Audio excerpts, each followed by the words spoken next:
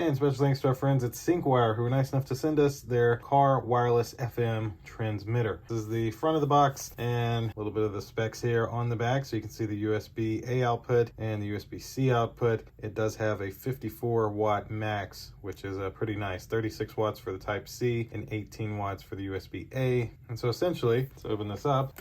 How this would work is here, nothing else in the box besides a manual, nothing else in there now.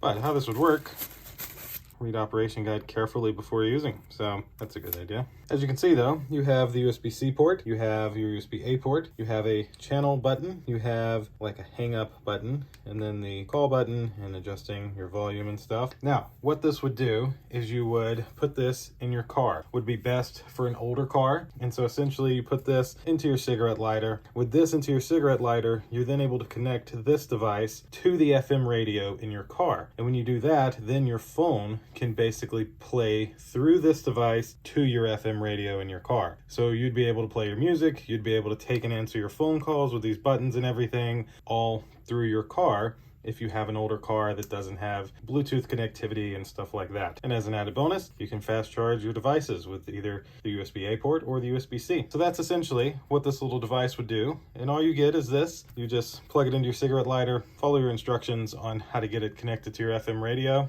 and then you should be playing your audio from your phone through this device into your old car speakers. Thanks again to Syncwire, who was nice enough to send this to me. Thank you all for watching. See you in the next one. Deuces.